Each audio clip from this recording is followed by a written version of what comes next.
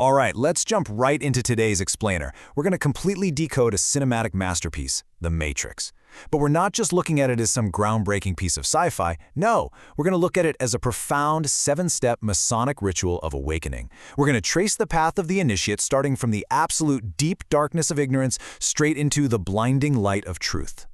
But before we even start mapping out these steps, we have to look at this brilliant parable from the writer David Foster Wallace. It perfectly hits the nail on the head regarding the central problem we all face, the absolute most obvious, important realities, like our own invisible prisons, are often the hardest things to actually see.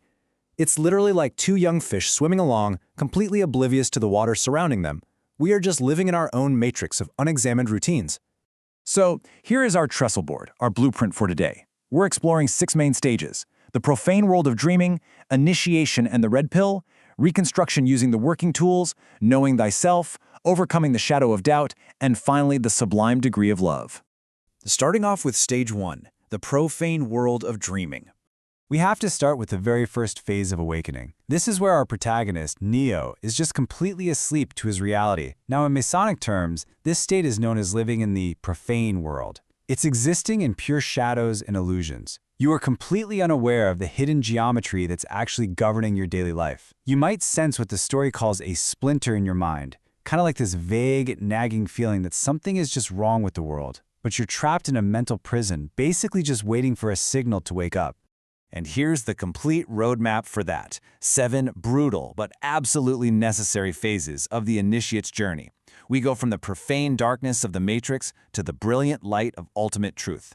You've got dreaming, destruction, reconstruction, self-knowledge, doubt, belief, and love. Keep in mind, this isn't just Neo's path on screen, it's a massive allegory for escaping our own unexamined lives. Moving into our second section, initiation and the red pill. So, shifting out of the dream state, we slam right into Phase 2, destruction.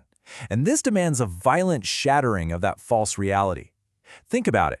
Just as a candidate in the craft of Freemasonry must come of their own free will and accord to knock at the lodge door, Morpheus offers Neo an irreversible, permanent choice of initiation. He can stay in the comfortable dream or, take the red pill and actually wake up. It's not some fun philosophical thought experiment, it's a terrifying leap into the unknown. Taking that red pill, that acts as the first death and rebirth. The pure shock of the real world nearly kills Neo as he wakes up gasping and terrified. And this perfectly mirrors the symbolic transition that every initiate has to go through. It's stripping away the old self, what the craft actually calls the rough ashlar, an unshaped, unrefined stone. That has to go so the true, refined self can finally be born. Which brings us to Section 3, reconstruction and the working tools. Okay, so destruction merely clears the ground, right? Phase 3 is where Neo has to enter the training simulation, the construct, and literally unlearn his entire existence. It's fascinating because we see traditional Masonic working tools applied directly to the digital age here. Neo uses the figurative level and square to realize that physical rules like gravity are really just mental software that can totally be bent or broken. And he uses the gauge to measure his time and effort, not by what he assumes he must do, but by his true, boundless capability. The absolutely crucial takeaway here is how this radical realization of freedom totally mirrors existentialist philosophy. Specifically, it channels Friedrich Nietzsche's concept of the Übermensch, or the overman. Just like the Übermensch creates their own reality and values from a blank void, rather than blindly accepting inherited rules, Neo is discovering his genuine creative power. He's learning to shape reality from absolutely nothing. It's a real game changer. Next up is Section 4, Nocite te ipsum, knowing thyself. Now we arrive at the burning question of the whole story. Is Neo truly the one? Well, right above the door to the oracle's kitchen hangs the Latin phrase nocite te ipsum, which means know thyself. The quintessential Masonic labor is encapsulated right here. It's a powerful reminder that being the one is a completely internal state. As the oracle implies, it's a lot like being in love. No one can tell you are, you just feel it down to your bones. It literally cannot come from external validation. And let's talk about the oracle. Named after the ancient Greek oracle of Delphi, she doesn't just hand Neo his destiny on a silver platter. No way. Instead, she deals in tests. She tells him exactly what he needs to hear so he can prove what he's truly made of. She's the catalyst that forces the initiate to forge self-knowledge from within. Actually, this perfectly mirrors the great thinkers of the Enlightenment era. Think of Immanuel Kant, whose whole motto was sapere aude, dare to know.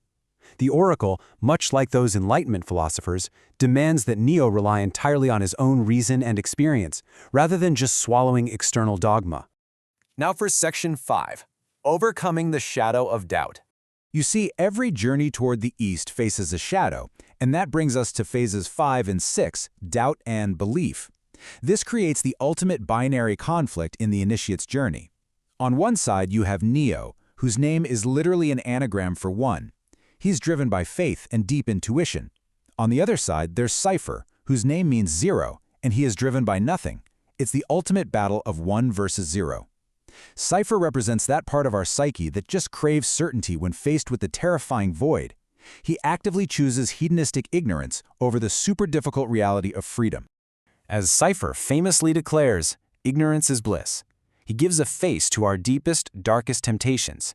Let's be real, when the path gets difficult, a part of us always wants to retreat to blissful subjugation rather than face the cold, hard truth of the real world. He acts as the absolute ultimate test of the initiate's resolve and agency. To put that into perspective, a staggering 99% of human minds will gladly accept the false program of the Matrix as long as they're given even a subconscious choice to do so. That is wild.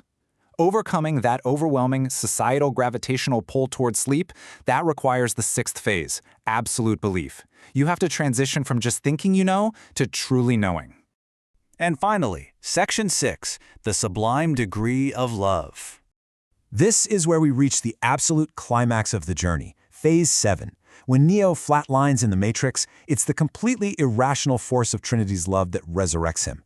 Belief made him fast, sure, but belief powered by love? That makes him unstoppable. This fusion allows the scales to finally fall from his eyes. He sees the world as it truly is, not as solid, unbreakable objects, but as pure, bendable code. He has completely mastered the great architect's design. This godlike triumph profoundly echoes the Christ narrative, betrayal by a Judas figure, death, and ultimately resurrection through ultimate love. But what's really interesting is how it presents a stark contrast to some ancient wisdom traditions. While ascetics or early mystics might try to entirely withdraw from a corrupt physical world to find peace, Neo ascends by actively hacking and mastering his reality. He uses his enlightenment to break the rules of the system, not just escape it. So, his upward flight directly mirrors the enlightened ascension of the Buddha, but with this profoundly modern, active twist. As the transcendental poet Ralph Waldo Emerson once suggested, infinite truth is accessible to us if we're just willing to walk these steps. The profound realization at the very end of the initiate's path is simply that there is no spoon. The ultimate power was always waiting inside you to be unlocked. It's not the external world that bends, right? It's only yourself that must change. Which brings us to our final, lingering thought for today's explainer. Awakening isn't a gift of fate. It's not just handed down by prophecy. No, it is a choice you have to make against the invisible prison of your unexamined life. The power was always there, just waiting. So the question isn't whether you can awaken. The real question is, will you choose to?